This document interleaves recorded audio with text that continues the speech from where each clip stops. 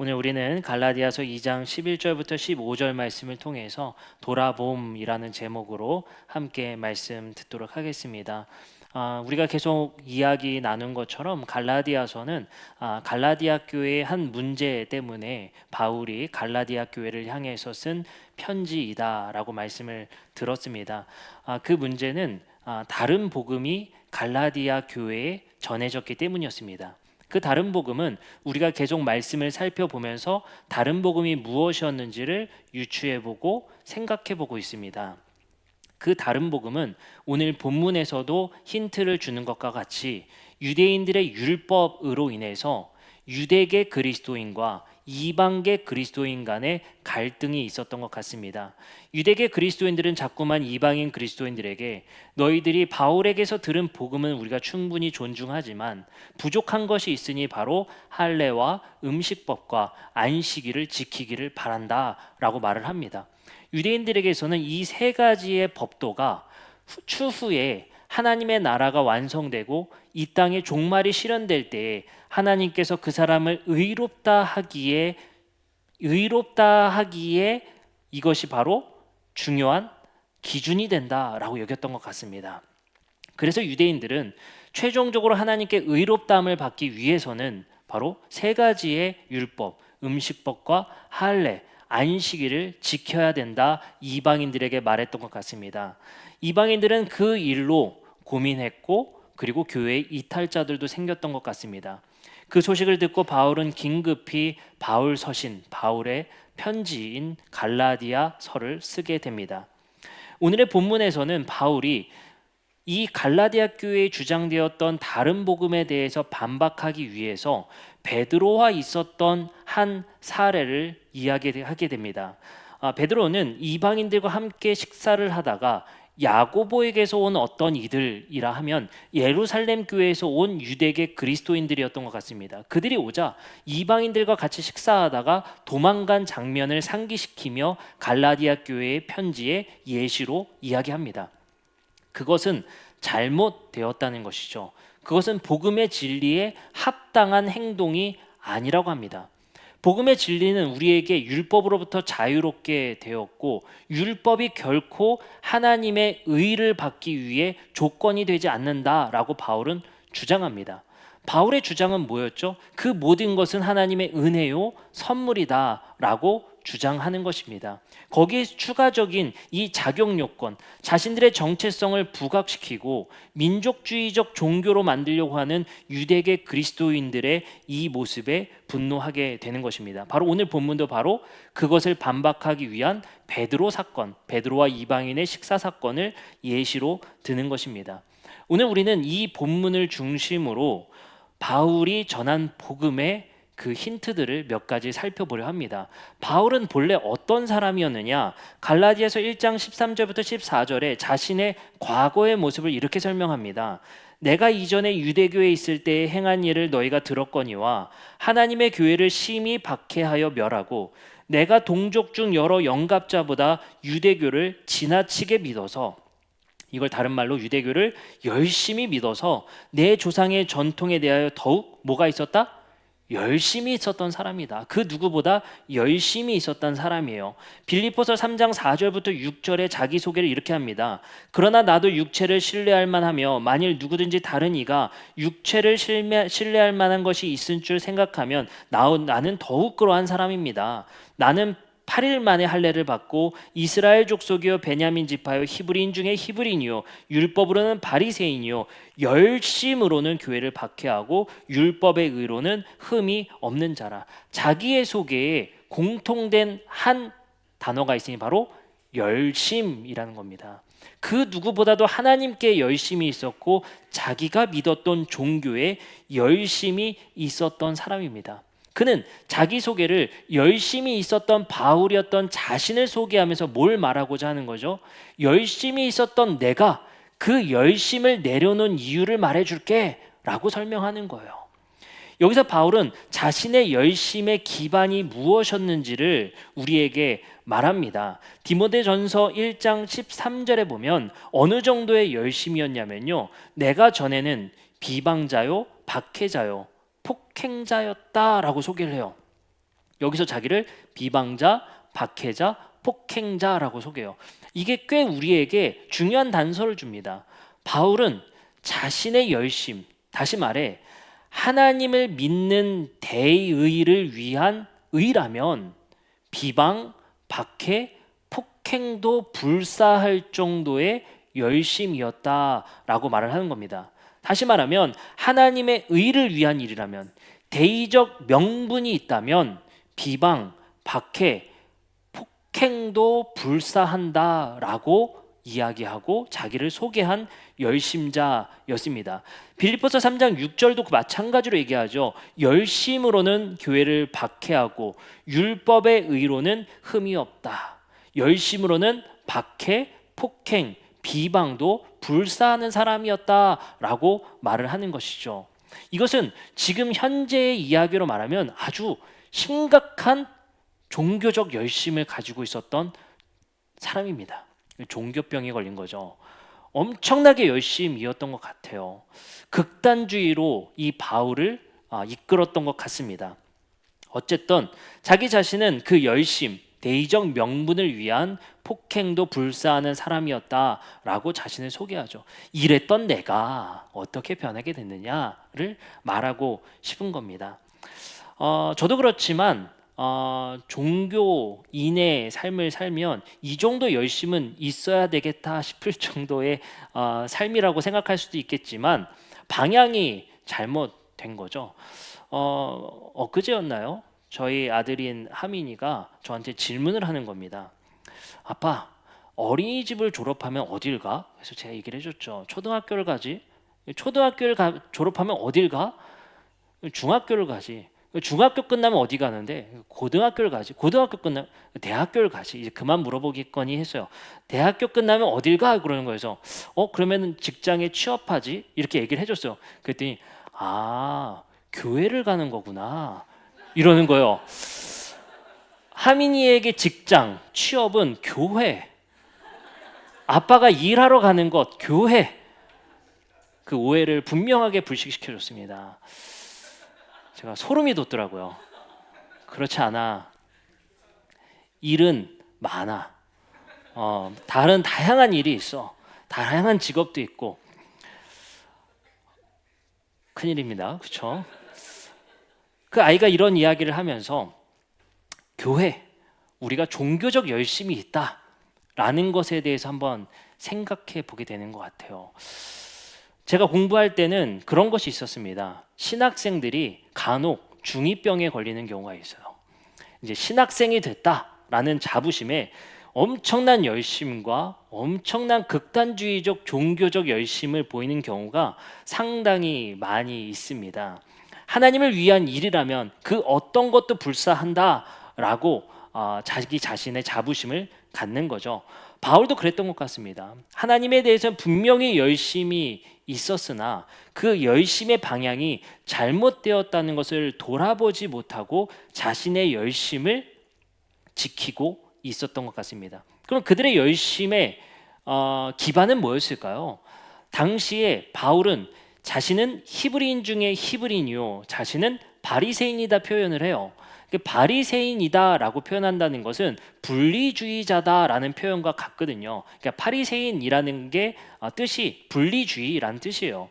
자신을 분리주의자다라고 소개를 합니다. 그들은 어떤 분리주의적 생각을 가졌냐면요, 세속주의에 물든 유대교를 비판했습니다.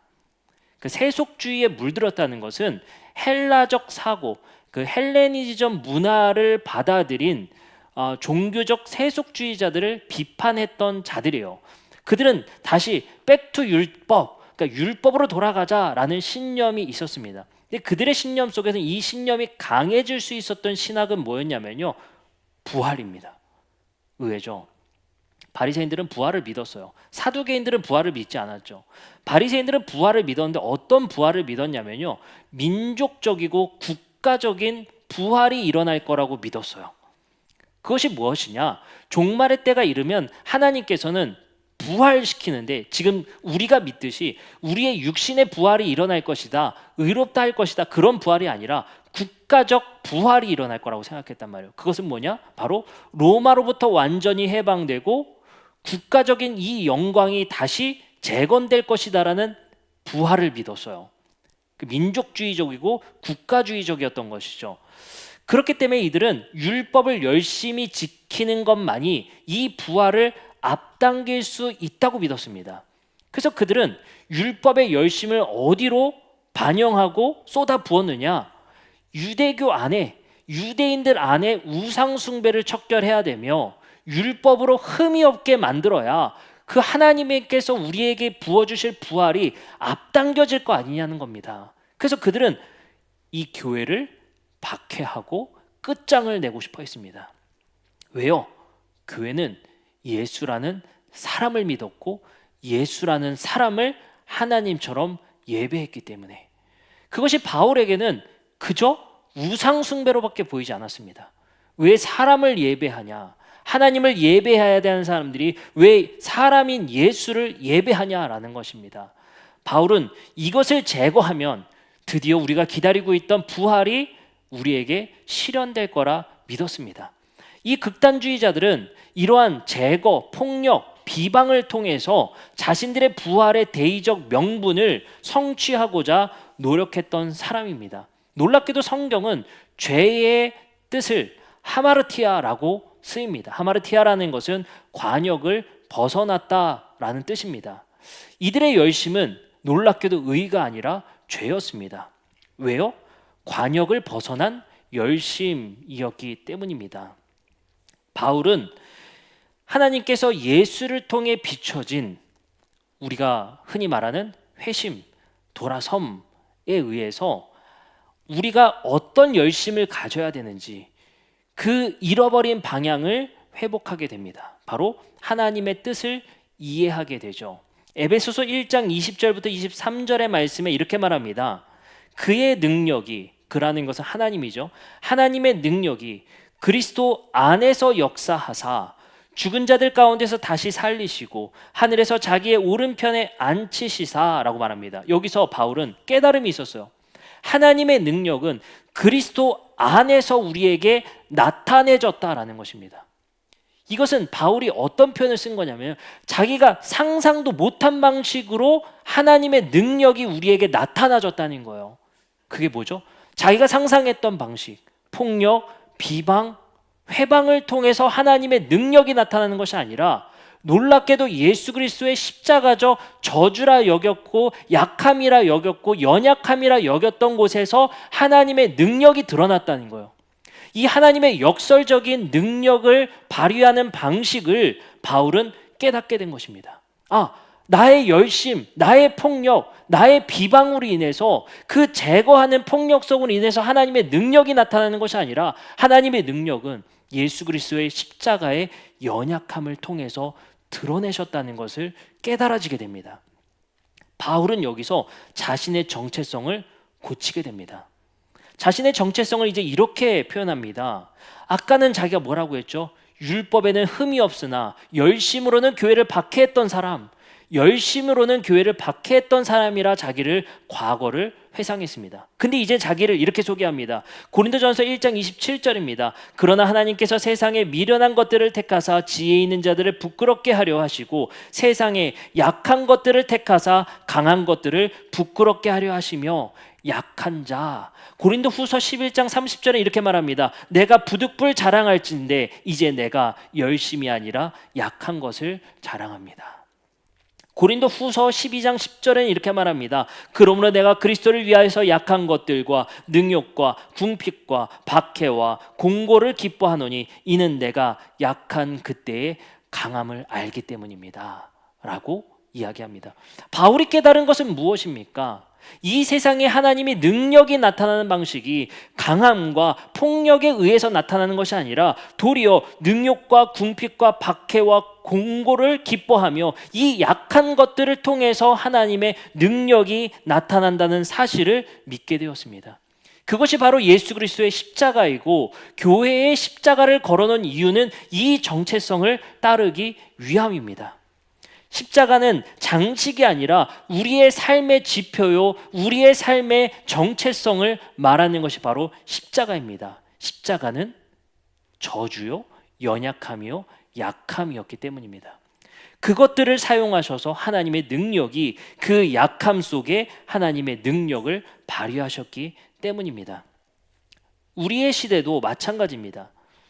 바울은 강함을 숭배했고 강했던 바리새인이었습니다. 그러나 놀랍게도 바울의 깨달음은 이 강함으로부터, 열심으로부터 회심하여서 약함의 삶을 살게 됩니다. 우리의 시대도 마찬가지로 힘 그리고 자격을 숭배하는 시대입니다. 그리고 열심으로 숭배하는 시대인 것 같습니다. 노력을 숭배하는 시대이죠.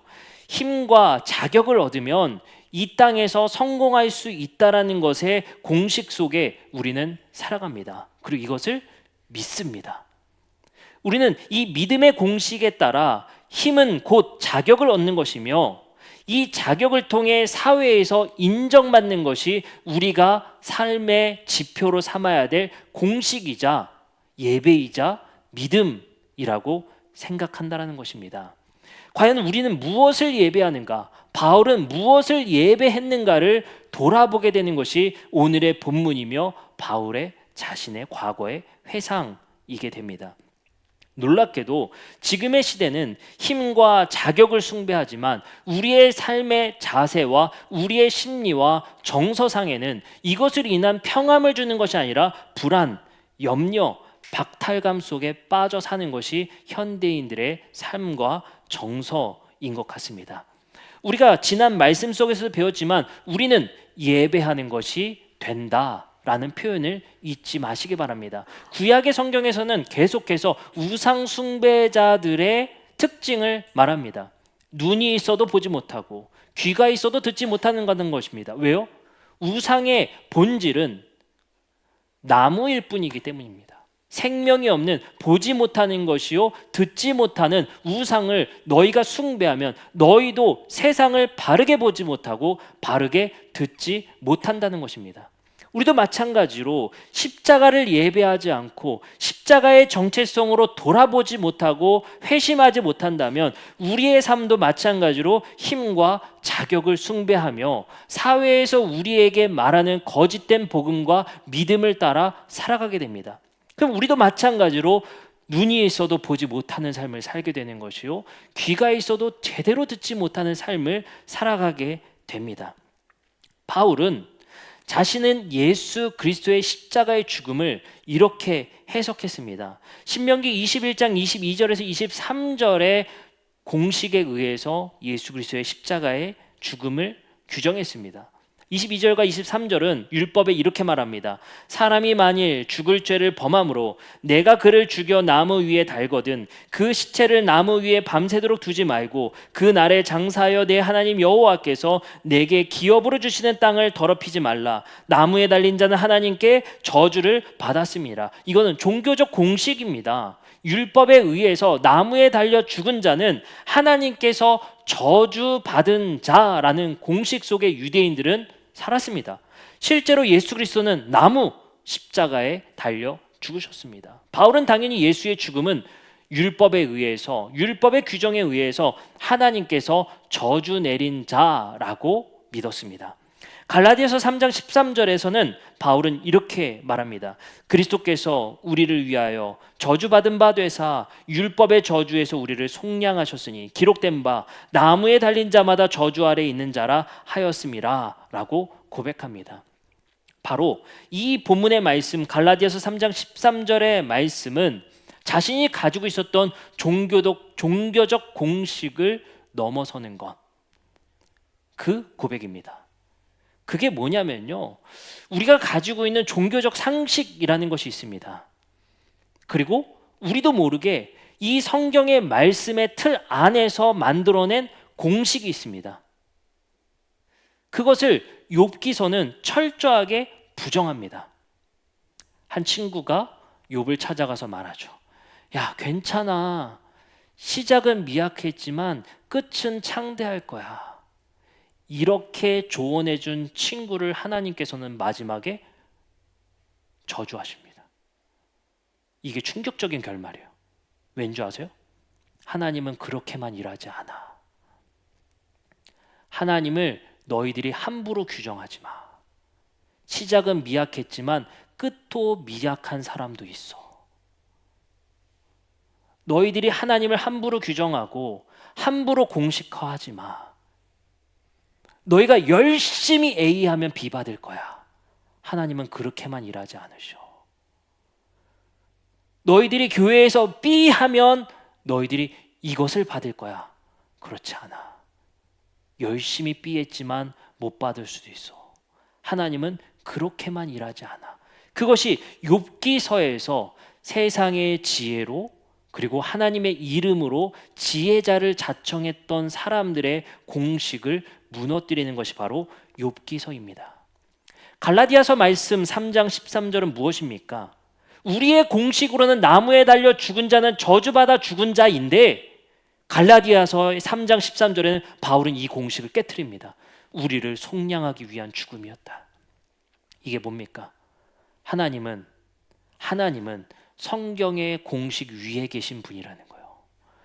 우리가 함부로 예단할 수 없고 함부로 예측할 수 없는 분이 바로 하나님이라는 것입니다. 그렇기 때문에 우리의 삶 속에서 우리가 어떤 열심을 가지고 있는가, 어떤 공식에 의해서 우리는 무엇에 최선을 다하고 있는가 라는 것, 우리가 돌아봐야 할 필요가 있다는 거예요. 우리가 숭배하고 있는 대상, 우리가 믿고 있는 대상, 우리가 예배하고 있는 대상이 혹시 하나님의 공식이라 여기면서 세상의 공식 그대로를 따르고 있지 않는지 돌아봐야 할 우리의 삶입니다. 우리의 삶 속에서 바울이 말했었던 자신의 열심이 약함을 고백하는 바울의 삶으로 회귀한 것처럼 우리의 삶도 이제 하나님의 능력이 강함으로만 역사하지 않는다는 사실을 우리가 깨닫고 이해해야 될 필요성이 있습니다. 골로새서 2장 15절은 이렇게 말합니다. 통치자들과 권세들을 무력화하여 드러내어 구경거리로 삼으시고 십자가로 그들을 이기셨다. 하나님의 승리는 약함의 상징, 죽음의 상징, 저주의 상징이었던 십자가라는 방식으로 승리하셨다라는 것을 말씀하십니다. 우리는 통치자들과 권세자들이 득세하는 이 세상에서 무엇으로 승리해야겠습니까? 하나님의 능력이 이 교회를 통해서 일하시는 방법이 무엇이겠습니까? 우리의 약함을 자랑하시기 바랍니다. 우리의 곤궁과 가난과 아픔과 슬픔을 자랑하시기 바랍니다. 그래서 제가 가끔 경계하는 것이 바로 간증 집회예요. 간증 가면 반증 들으면 그런 사례를 들으면 참 은혜도 되지만 그렇게 드라마틱한 삶은 누구에게나 주어지지 않아요. 근데 그 드라마틱한 삶 몇 사례들을 보면 우리는 박탈감을 갖습니다. 왜 나의 삶에는 그런 드라마틱한 변화와 성공과 그런 드라마틱한 회심이 일어나지 않는가? 우리는 고민하게 됩니다. 근데 오늘 본문 말씀 뭐라고요? 하나님은 그렇게 드라마틱한 방식으로만 일하시지 않는다는 거예요. 하나님의 능력은 여러분들의 평범한 일상과 약함과 연약함을 통해서 하나님의 능력은 발휘되고 계신 거예요. 저는 그래서 간증을 하고 싶으면요, 우리의 연약함을 드러내는 간증이 되었으면 좋겠어요. 그렇죠? 제가 여러분들께 가끔 말씀 속에서 한두 가지 정도 위트 있는 비유들을 들잖아요. 대부분이 제 디스예요. 제가 그렇게 못난 놈은 아닙니다, 사실. 제가 여기서 제 좋은 거 자랑을 하면 무엇 하겠습니까? 우리가 여러분들께 드러내고 여러분들이 우리가 함께 나눠야 될 것은, 세상은 뭡니까? 수많은 SNS를 통해서 나의 잘됨을 드러내고 싶어요. 좋은 곳 간 거 드러내고 싶어요. 거기서 내 비극을 드러내고 싶은 사람 있어요? 없죠. 근데 하나님의 능력은 우리의 십자가적 약함을 통해 드러내신다는 거예요. 그것이 하나님이 일하시는 방법이고 하나님의 능력이다라고 우리에게 말씀하신다는 겁니다. 이번 주일에 아이들을 데리고 퀴즈 카페를 갔습니다. 애들이 하도 이번에 하준이가 입원했으니 키즈 카페를 가야 된다고 저한테 얼마나 강력하게 욕을 하든지 밤에 힘들어 죽겠는데 밤에 갔어요. 그리고 아이들이 이제는 갔던 곳은 가기 싫다 강력하게 주장해서 찾고 찾아서 이제 수원에까지 갔습니다. 수원까지 갔어요. 수원에 가서 키즈 카페에 놀고 했는데 제가 밥을 먹였거든요. 밥을 먹이고 나왔는데 9시 좀 다 돼가는 8시 반 정도 됐을 것 같아요. 나왔는데 갑자기 그때 또 배고프대요. 예. 그래서 야 기다려봐 기다려봐 그러다가 딱 보니까 그 모래 식당은 다 닫은 거예요. 이제 그 결제가 끝났대요. 그래서 어떡하지 어떡하지 근데 또 배가 고프대요. 근데 또 아시죠? 애들이 배고프다고 하면 또 그거 얼마나 또 마음이 혼란스럽습니까? 그래서 살 수 없지 하고 저 혼자 데려갔거든요. 그 둘을 데리고 이제 편의점을 데려갔어요. 세븐일레븐이었습니다. 데려갔어요. 마침 컵밥이 있네. 그래서 장조림 컵밥을 얼른 데펴가지고 먹이고 있었어요. 그게 9시 됐더라고요. 먹이면서. 근데 어떤 나이 드신 분이 지나가면서 아이고 딱해라 이러는 거예요. 그래서 제가 마음이 좋지가 않더라고요. 예, 그리고 또 엄마가 없는 아이들인 줄 알았나 봐요. 그래서 되게 불쌍하게 그래서 제가 조금 더 불쌍한 표정을 줬으면 뭐 사줄까 음료수라도 마실래 물이라도 놔둘 걸 제가 9시에 컵밥을 먹이고 있으니 저를 굉장히 딱하게 여기는 긍휼하게 여겨주시더라고요. 제가 보면서 근데 여러분들 오해하지 말으셔야 될 게 컵밥이 그렇게 불량식품까지는 아니거든요. 애들이 또 좋아해요. 잘 먹였고 애들이 딱 하는데 그 얘기를 듣는데 마음이 별로 좋지는 않더라고요. 들으면서 혼자 키우시나 보다 딱 이 표정이었어요. 그래가지고 애들 먹이면서 이렇게 나오는데 우리가 살면서 그런 시선이 참 많은 것 같아요. 참 어려운 사람 많이 보이죠. 참 우리 생각에 참 딱한 사람 많이 보이죠. 우리가 걱정하는 것들 있죠. 쟤는 도대체 어떻게 하려고 그래? 참 큰일 났다. 참 생각 많이 하는 것 같습니다. 이러한 우리의 시선과 마음 속에 하나님을 믿는 사람들의 정체성과 하나님을 믿는 사람들의 자격이라는 것은 하나님은 놀랍게도 그 딱함과 어려움과 공궁 중에 하나님은 그들을 사용하실 수도 있다라는 것입니다. 놀랍게도 하나님의 예수 그리스도의 그 마음을 똑같이 가진 예수 그리스도의 제자 명단들이 그랬습니다. 세리요 죄인이었던 마태를 부르시고 그저 촌뜨기 어부에 불과 또 어부를 촌뜨기라고 부르면 안 되겠죠? 어부를 부르시고 약한 자들을 불러 모으시는 예수 그리스도의 삶의 가치 무엇이었겠습니까? 하나님은 그들을 통해 역사하신다는 거예요. 여기서 오해하지 마셔야 될 것은 그러면 강한 것은 사용하시지 않느냐? 그렇게 규정하는 것도 잘못입니다. 하나님은 강한 것만 사용하시지 않는다는 거예요. 연약한 것, 약한 것 통해서 하나님의 능력이 저는 더 드라마틱하게 역사하실 거라 믿습니다. 우리는 그리고 교회의 역사는 역사 속에서 늘 중심에 있었던 것이 교회가 아니었습니다. 교회는 늘 변방에 있을 수밖에 없었어요. 그러다가 로마의 공인이 되면서 교회는 역사의 중심이 되었고 한 제국의 중심이 되었습니다. 그때부터 교회는 타락하기 시작했습니다. 하나님은 중심에 있는 교회를 통해 하나님의 능력이 드러나는 것이 아니라 변방일 뿐이고 그리고 작을 뿐이고 소박할 뿐인 이 교회를 통해서 일하실 거라 믿습니다. 하나님의 능력은 그렇게 일하신다는 사실을 믿으셨으면 좋겠습니다. 말씀을 마치면서 바울의 마지막 자신의 간증이자 자신의 돌아봄을 통해 얻게 된 자신의 정체성이 드러난 말씀 두 구절을 보겠습니다. 디모데전서 1장 13절부터 15절입니다. 내가 전에는 비방자요 박해자요 폭행자였으나 도리어 긍휼을 입은 것은 내가 믿지 아니할 때에 알지 못하고 행하였기 때문입니다. 내가 참 잘 몰랐다는 거죠. 나의 열심이 얼마나 위험했고 하나님의 뜻이 아니었는지를 자기는 몰랐다는 것입니다. 빌레몬서 1장 16절부터 17절에 이제 바울은 어떻게 변했는지 보십시오.